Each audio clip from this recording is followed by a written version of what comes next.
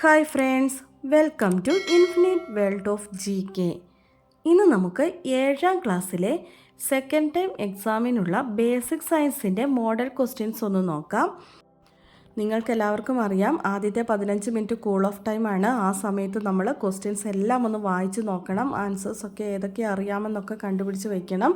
നമുക്ക് 8 activities തന്നിട്ടുണ്ടാകും. 6 activities ചെയ്യാനുള്ളതാണ്. അപ്പോൾ നമുക്ക് ഏതൊക്കെയാണ് ചെയ്യേണ്ടത്, ഏതാണ് നമുക്ക് ഒഴിവാക്കാൻ പറ്റുന്നതെന്നൊക്കെ നമുക്ക് കണ്ടുപിടിക്കാൻ പറ്റും. നമുക്ക് ചോദ്യങ്ങളൊന്ന് നോക്കാം. Activity 1. Roy and his mother are making tea and Roy is observing and listing the events that occur while making tea. Complete the table. ഇവിടെ എന്താണ് പറഞ്ഞിരിക്കുന്നത്? റോയിയും അമ്മയും ചായ ഉണ്ടാക്കുകയാണ്. ചായ ഉണ്ടാക്കുമ്പോൾ സംഭവിക്കുന്ന കാര്യങ്ങൾ റോയി നിരീക്ഷിച്ച് പട്ടികപ്പെടുത്തിയിരിക്കുകയാണ്. ഈ പട്ടിക പൂർത്തിയാക്കാനാണ് പറഞ്ഞിരിക്കുന്നത്. ടേബിൾ നമ്മൾ കംപ്ലീറ്റ് ചെയ്യണം. ഒന്നാമത്തേത് എന്താണ്? The water boils. അവിടെ താഴെ കുറച്ച് ക്ലോസ് തന്നിട്ടുണ്ട്. അതിൽ നിന്ന് കറക്റ്റായിട്ടുള്ളത് നമ്മൾ എടുത്തെഴുതണം. ഏതാണ്? കണ്ടക്ഷൻ. ഒന്നാമത്തേത് കണ്ടക്ഷനാണ്. രണ്ടാമത്തേത് the vessel is getting hot. പാത്രം ചൂടാകുന്നു. വെസൽ ചൂടാകുമ്പോൾ എന്താണ് സംഭവിക്കുന്നത്? കൺവെക്ഷൻ. കൺവെക്ഷനാണ് രണ്ടാമത്തേത്. 3 റേഡിയേഷൻ. റേഡിയേഷൻ്റെ താഴെ എന്താണ് എഴുതേണ്ടത്? Feeling hot. ചൂട് അനുഭവപ്പെടുന്നു. B. Write examples for good conductors. സുചാലകങ്ങൾക്ക് ഉദാഹരണം എഴുതാനാണ് പറഞ്ഞിരിക്കുന്നത്. ഏതാണ് ഗുഡ് കണ്ടക്ടേഴ്സിന് ഉദാഹരണം? എന്താണ്? അലൂമിനിയം, അയൺ, ഇതൊക്കെയാണ് ഗുഡ് കണ്ടക്ടേഴ്സിന് ഉദാഹരണം. മൂന്നാമത്തേത് എന്താണ്? What is the role of molecules in the transmission of heat by conduction and convection.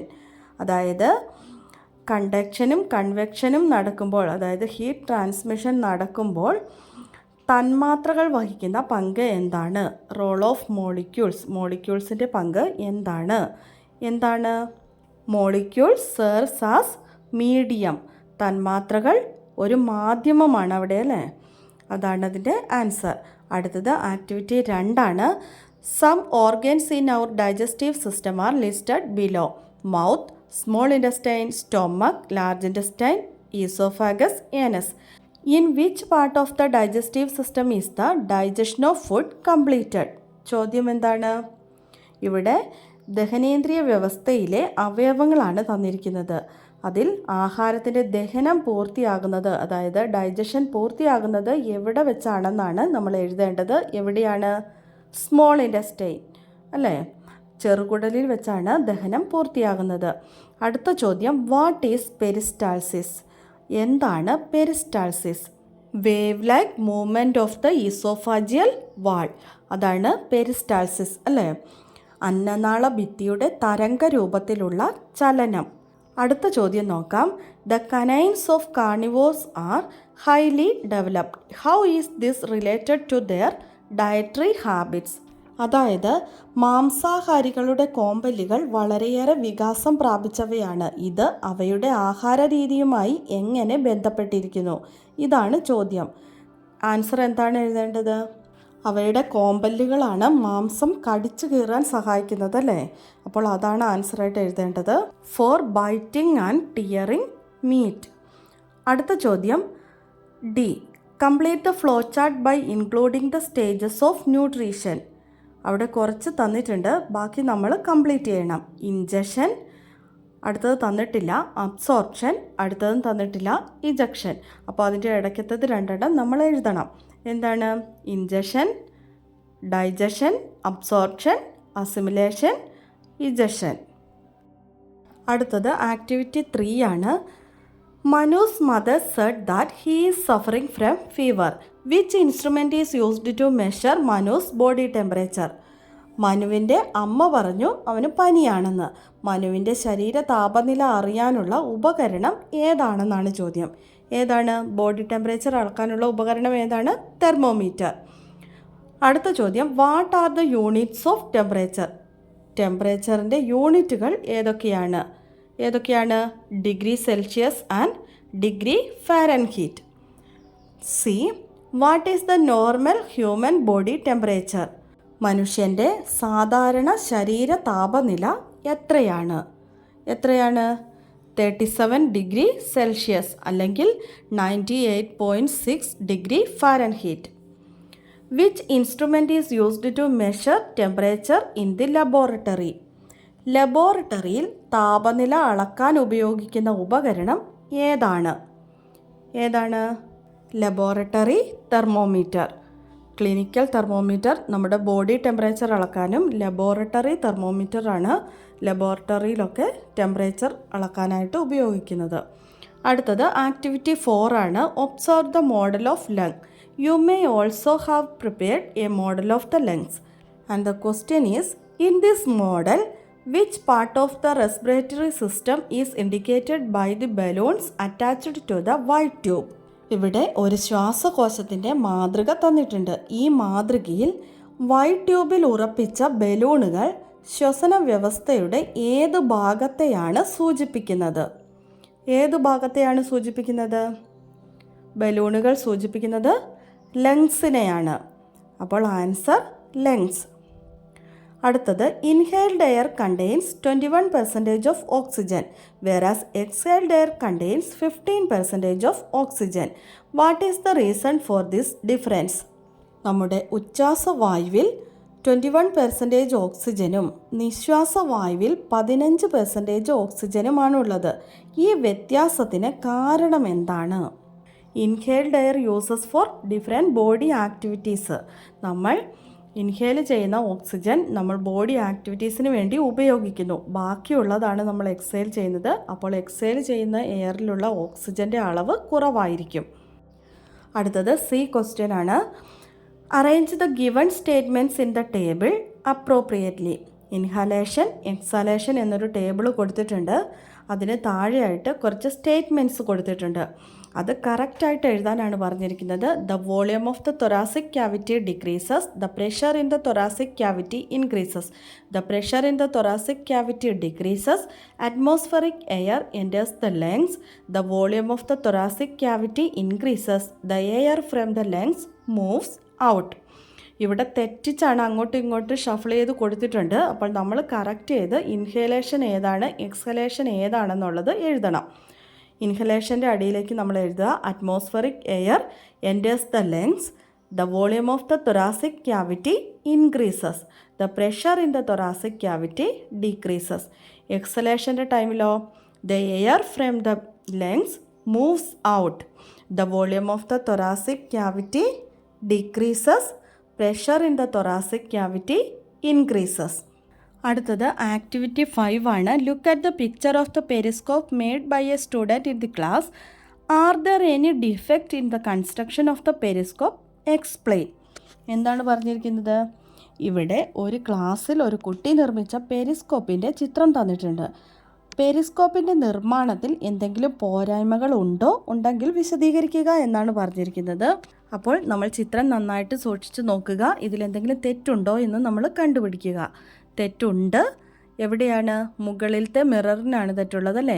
The polished part of the mirror is facing the tree. Mirror ട്രീയെ ഫേസ് ചെയ്താണ് ഇവിടെ വരച്ചിരിക്കുന്നത്. അപ്പോൾ അത് നമ്മൾ തിരുത്തി കൊടുക്കണം. Draw the image correctly and illustrate the path of light.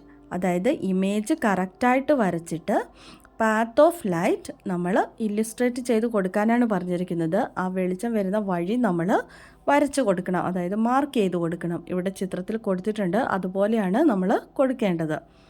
അടുത്തത് which scientific principle is used in this device? ഏത് സയൻറ്റിഫിക് പ്രിൻസിപ്പിളാണ് ഈ ഡിവൈസിൽ ഉപയോഗപ്പെടുത്തിയിരിക്കുന്നത്? ഏതാണ്? Multiple reflection. അടുത്തത് activity 6. A child in a barber shop could see his reflection both in front, behind and side mirrors. Which phenomenon allows the child to see his reflection everywhere? അതായത് barber ഷോപ്പിൽ ഒരു കുട്ടിക്ക് തൻ്റെ പ്രതിബിംബം മുൻപിലും പിറകിലും ഇരുവശത്തും കാണാൻ സാധിച്ചു. അങ്ങനെയാണെങ്കിൽ കുട്ടിക്ക് തൻ്റെ പ്രതിബിംബം എല്ലായിടത്തും കാണാൻ സാധിച്ചത് ഏത് പ്രതിഭാസം മൂലമാണ്? ഏതാണ്? മൾട്ടിപ്പിൾ റിഫ്ലക്ഷൻ ആണല്ലേ. അടുത്ത ചോദ്യം, what is the relationship between the angle between two plane mirrors and the number of images?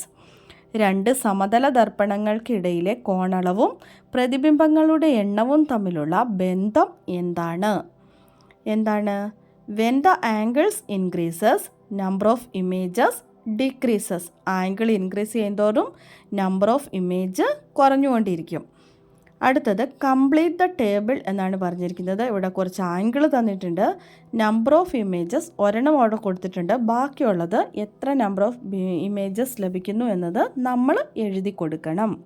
അപ്പോൾ ഇവിടെ നമ്പർ ഓഫ് ഇമേജസ് നമ്മൾ കണ്ടുപിടിക്കണം. നമ്മൾ എങ്ങനെ കണ്ടുപിടിക്കും? When the angle is x, number of images is equal to 360 divided by x minus 1. അപ്പോൾ angle X ആണെങ്കിൽ 360 divided by X minus 1. ഈ ഫോർമുല ഉപയോഗിച്ച് നമുക്ക് ഇവിടെയുള്ളതൊക്കെ കണ്ടുപിടിക്കാൻ പറ്റും. എങ്ങനെയാണ്? When the angle is 30 degree ആണെങ്കിൽ 360 ബൈ 30 മൈനസ് 1, അതായത് 11 എന്ന് കിട്ടും. അടുത്തത് 60 ഡിഗ്രി. അപ്പോൾ 360 ബൈ 60 മൈനസ് 1, അപ്പോൾ 5 എന്ന് കിട്ടിയല്ലേ. അടുത്തത് 90 ഡിഗ്രി. 360 ബൈ 90 മൈനസ് 1, അപ്പോൾ എത്ര കിട്ടും? 3 എന്ന ആൻസർ കിട്ടും. അടുത്തത് 120. 360 ഡിവൈഡഡ് ബൈ 120 മൈനസ് 1, 2 എന്ന ആൻസർ കിട്ടും. അങ്ങനെ 30 ഡിഗ്രി 11, 90 ഡിഗ്രി 3, 120 ഡിഗ്രി 2. ഇതാണ് ആൻസർ. അടുത്തത് ആക്ടിവിറ്റി 7 ആണ്. Complete the table below related to the blood circulation system. Blood circulation സിസ്റ്റവുമായി ബന്ധപ്പെട്ട് താഴെ തന്നിരിക്കുന്ന ടേബിൾ കംപ്ലീറ്റ് ചെയ്യാനാണ് ചോദ്യം. ബ്ലഡ് സെൽസ് താഴെ റെഡ് ബ്ലഡ് സെൽസ് എന്ന് തന്നിട്ടുണ്ട്. അവിടെ 1ഉം 2ഉം നമ്മൾ പൂരിപ്പിച്ചു കൊടുക്കണം. എന്താണ്? White blood cells, 2 platelet. അടുത്ത കോളത്തിൽ part of the circulatory system. Heart തന്നിട്ടുണ്ട്. 3ഉം 4ഉം നമ്മൾ കംപ്ലീറ്റ് ചെയ്ത് കൊടുക്കണം. 3 ബ്ലഡ്, 4 ബ്ലഡ് വെസൽസ്. അടുത്ത ചോദ്യം ബി ക്വസ്റ്റ്യൻ ആണ്. Which component gives blood it's red colour? അതായത് രക്തത്തിന് ചുവപ്പ് നിറം കൊടുക്കുന്നത് എന്താണ്? ഏത് കമ്പോണൻ്റ് ആണ് രക്തത്തിന് ചുവപ്പ് നിറം നൽകുന്നത്? ഹീമോഗ്ലോബിൻ. Answer haemoglobin. സി.